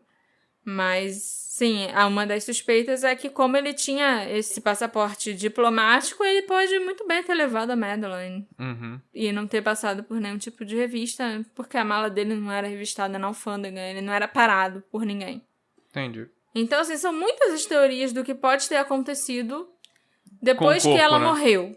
Com o corpo, sabe? Inclusive, se a família Smith estiver certa e o homem que eles viram realmente for o Jerry McCann carregando a Madeleine, a direção para onde ele estava andando era o mesmo caminho que levava até a igrejinha. Esse caminho também levava até uma praia pedregosa. cheia de buracos e rachaduras que poderiam ser usados para ocultar o corpo, pelo menos logo no início das investigações, para ocultar a curto prazo, né? Tirar do apartamento ali naquela noite e tem que botar em algum lugar, sabe? Aí depois disso, que aí tem que ver. Foi pra onde? Foi pra uma geladeira? Foi pro cemitério da igreja? Pra mala? Foi pra mala? Foi enterrado em algum outro lugar onde ele ficou ali num terreno que propiciou que o corpo acabasse sendo mumificado? E aí depois foi transportado pra Inglaterra? Ou será que ele foi... se livraram do corpo ali em Portugal mesmo? No mar? Em sei alto lá. mar, sabe? Então, assim, são muitas as possibilidades, realmente. Infinitas. O que aconteceu depois disso, a médio e a longo prazo, nós só podemos especular. O que eu me pergunto mesmo é se, caso os portugueses estejam certos, e eu acredito que eles estão, será que os familiares do casal, como os avós da Madeleine e os gêmeos, o Sean e a Amélie, que hoje em dia estão com 18 anos, sabem o que aconteceu com ela? Esse ano, em 2023, no aniversário de 16 anos do desaparecimento da Madeleine, uma vigília à luz de velas foi feita onde a família mora, num vilarejo em Leicestershire. E pela primeira vez depois de crescida, a Amélie foi vista em público. O Sean não compareceu. Mas a Amélie agradeceu aos presentes e disse que achava bom que tanta gente tivesse se reunido na vigília, mas que mesmo assim, claro que era uma ocasião triste.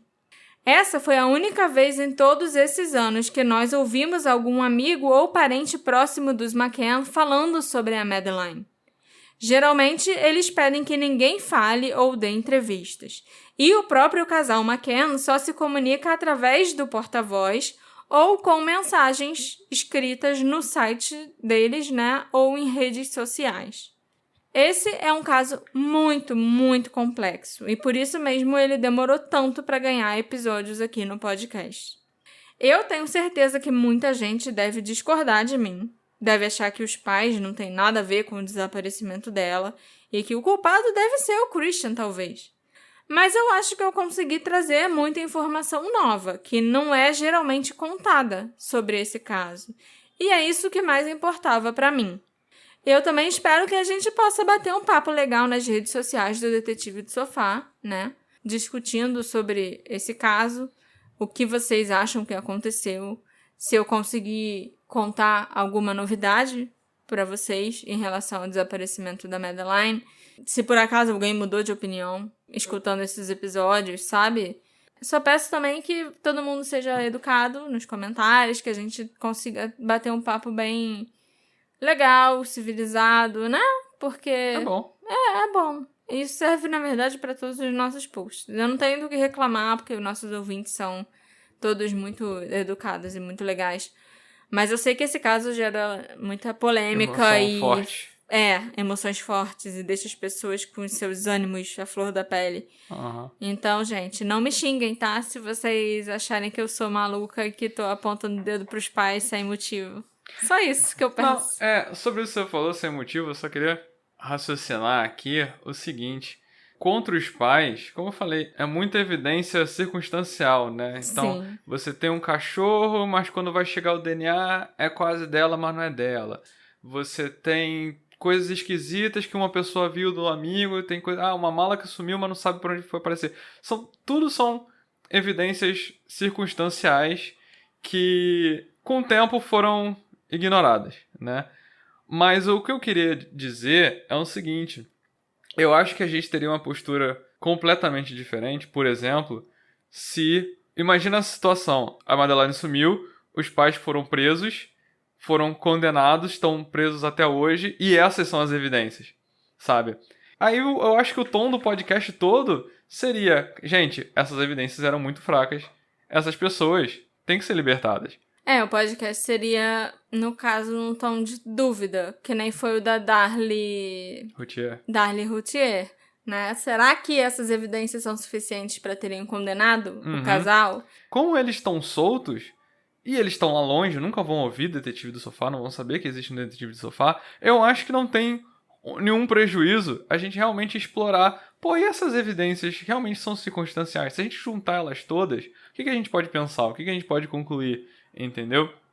Porque, como eu falei, eles estão soltos, eles estão bem, vivendo a vida deles. A vida deles não foi prejudicada, eles não foram cerceados da liberdade dele por causa dessas evidências circunstanciais. Agora, a gente vê, por exemplo, casos de pessoas que foram presas e as evidências eram qualquer coisa. E as evidências Sim. eram uma polícia que focou numa parada e não largou o osso e não mudou de ideia e não pesquisou outras pistas. E aí a Sim. gente realmente faz um episódio todo advogando pela soltura, pela inocência, às vezes, da pessoa, ou no mínimo criando dúvida, entendeu? Mas acaba que esse episódio, ele fica meio que único, porque a gente tá criando dúvida sobre a inocência de umas pessoas. Mas como eu falei, eles estão bem, eles estão vivendo a vida como se nada tivesse acontecido. Quer dizer, né? Eles estão vivendo a vida... Assim, nunca bem foram ou mal, presos. eles perderam uma filha. Não, E sim. eu acho até que se eles forem realmente culpados, se a Madeleine realmente tiver morrido no apartamento, por causa, seja um choque anafilático ou por qualquer outra razão, eles devem... Se culpar muito, deve sofrer muito, A entendeu? culpa que eles devem sentir deve ser uma coisa assim, um sentimento absurdo, sabe? O fato deles terem que lidar com isso todos os dias já é uma grande punição, entende? E o meu ponto, se eu acho que eu consegui passar bem, como eu falei, levantar essas outras questões, tirar outras conclusões que as pessoas não geralmente estão falando por aí. Eles nunca vão ouvir Detetive do Sofá. O que a gente falar aqui nunca vai afetar eles diretamente, entendeu? Então acho que não tem um malefício, não vai influenciar a vida deles em nenhum jeito. E, bem ou mal, é uma situação esquisita, sabe? Que conforme o passar do tempo, algumas coisas foram esquecidas, algumas coisas são contadas de um jeito diferente. As coisas são contadas de um jeito totalmente diferente. Se você parar pra sentar, tiver um tempo, parar pra ler os arquivos da investigação da Polícia Judiciária, tudo bem, eles cometeram muitos erros, né, no início da investigação, mas uma coisa não anula a outra, não muda a outra. Vocês vão ver que tudo isso que eu falei aqui no podcast tá lá, sabe? Que tudo isso foi descoberto na época, que estava sendo investigado na época. Todas essas coisas estranhas. Deletar o celular, a mala que sumiu, o exame de DNA, o cachorro apontou. Jogar uma geladeira fora. Registros de sex offenders que tava lá uma hora e depois não tava lá. Sim, sabe? registro 19309. Então, assim, é muita coisa que tá lá, essas coisas existiram. E é tudo uma grande coincidência que essa menina desapareceu e isso foi só isso, uma coincidência, sabe? Realmente tinha todas essas coisas esquisitas acontecendo e o alemão resolveu passar lá e levou a menina. É uma possibilidade, mas, de novo, é uma grande coincidência. Até porque, assim, acho que você vai cortar o que eu vou falar agora, mas eu acho que o primeiro pensamento dos pais foi um pedófilo levou, porque a Madeleine já estava cercada de pedófilos. Foi a sugestão, né? Tipo... Sim, sabe? Então eu acho que essa sugestão veio logo de cara por causa disso. E se fosse para algum pedófilo fazer mal para ela, talvez já tivesse feito, seria mais fácil ser alguém que estava ali na viagem junto no grupo. Não precisava ser um pedófilo alemão que estava passando na rua e, opa, tô vigiando e sei que tem uma criança ali naquele lugar que fica sozinha quando os pais vão jantar. Existe um subreddit, né, da Madeleine McCann, em que muita gente chega lá pra, né, discutir o caso e que, nossa, e aí, o alemão? O que vocês acham do alemão? Depois de ter visto um documentário, depois de ter visto uma notícia? E aí, geralmente, a resposta pra essas pessoas que chegam lá já acreditando que foi um alemão é: então, você lê os arquivos da Polícia Judiciária? Porque se você lê, você presta atenção, você vai ver que tem muito mais evidência que indique que os pais fizeram alguma coisa, que os pais são meio que culpados, do que um estranho, do que um sequestrador, sabe? Uma pessoa aleatória. Então tem muita briga no subreddit. Sim. Mas lógico que tem gente que... Ok, então tá. Então eu vou lá e vou pesquisar mais a fundo sobre esse caso. E que vai lá e que pesquisa e que lê tudo isso que eu já contei aqui pra vocês e muito mais, porque ainda tem coisa que eu deixei de fora também por falta de tempo e tal. E aí a pessoa volta lá falando, realmente, eu acho que é complicado. Tá muito esquisita essa história. Eu acho que eu mudei aí um pouquinho minha opinião, sabe? É uma coisa que eu vejo acontecer com frequência nesse subreddit da Madeleine McCann. Além das brigas, eu acho. E é algo que eu espero que esse episódio talvez tenha causado em alguns dos nossos ouvintes, não sei. Sim, Fica aí. eu acho que o que eu queria causar não é tipo, todo mundo agora vai ter ouvido os 3 episódios e vai sair daqui acreditando que foram os pais que mataram a Madeleine. Não, eu só quero que vocês tenham todas as informações e se vocês fossem um júri, por exemplo, eu quero ter conseguido gerar uma dúvida razoável, sabe? Eu quero fazer vocês pensarem, eu quero trazer informações novas para que vocês reflitam e que vocês fiquem em dúvida ou, sei lá, mudem de ideia. Ou não necessariamente só acreditem no que o Netflix falou e no que a grande mídia fala quando você pesquisa o caso Madeleine McCann, entende?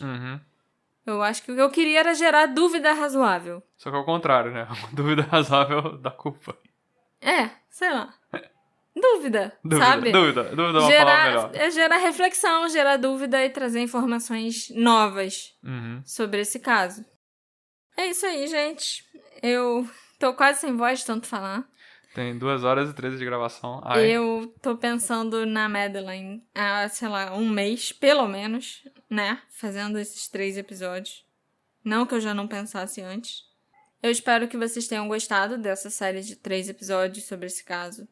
Que foi bem difícil pra mim, assim, de fazer, né? Não só porque deu muito trabalho ficar pesquisando, escrevendo esses roteiros gigantes, mas psicologicamente também é um caso pesado, né? Quando você entra a fundo nele e você vê que não é só uma questão de, um estranho sequestrou essa menina, mas que também pode ter pedofilia envolvida, que pode ter acobertamento envolvido, que tem figuras muito importantes, sabe, envolvidas também. São detalhes que tem nesse caso que são bem pesados. Então, assim, foi um caso que todas as noites, depois que eu trabalhava um pouco no roteiro, eu me sentia... Eu ficava, às vezes, com dor de cabeça e, sabe, ficava... Exausta, né? Exausta, porque... É realmente um caso muito complexo e muito triste. Tudo o que aconteceu, seja lá o que tenha acontecido com a Madeleine, foi muito triste. E foi muito horrível que uma garotinha de 3 anos tenha desaparecido desse jeito e que até hoje a gente não saiba o que aconteceu com ela. Sabe, eu sei que eu já falei antes que, poxa... por que a Madeleine recebe tanta atenção? É só porque ela é lourinha, bonitinha? Tipo, a Asha Degree também sumiu de casa e não recebe a mesma atenção, sabe? Mas ela era só uma menininha de 3 anos que não merecia ter passado por nada do que aconteceu com ela, seja lá o que for. Eu espero que um dia a gente descubra o que aconteceu e eu espero ter te dado novas informações para você ter como base nesse caso, para você refletir. E me encontra lá nas nossas redes sociais, @detetive do sofá, pra gente conversar e bater um papo legal sobre o caso da Madeleine McCann. Me diz também se eu consegui te contar alguma novidade que você ainda não sabia sobre esse caso. E vamos discutir lá as teorias, vamos discutir sobre choque anafilático, vamos discutir sobre Christian Bruckner, sobre os erros da polícia portuguesa, porque tudo isso é válido. E lembrando, pra quem ainda escuta o Detetive no Sofá pelo Spotify, tem aquela caixinha de pergunta que eu mudei pra qual a sua teoria. Então você pode dar os seus 2 centavos ali, né? Por favor, contribui pra essa discussão, contribui lá com a sua opinião pra falar desse caso, que é um caso muito importante. Afinal, esse é o caso de pessoa desaparecida mais famoso da história da humanidade, né? Ele entrou pro livro dos recordes. Uau, não sabia. Que era com oficial. Esse título, é oficial. Então, é isso aí, gente. A gente se encontra na próxima investigação. Tchau, tchau. Que dessa vez não vai ser mais sobre a Madeleine McCann. Vai ser sobre algo boboca pra desintoxicar. Eu ainda não sei, ainda não decidi. Mas a gente se vê semana que vem. Tchau, tchau. Tchau, tchau.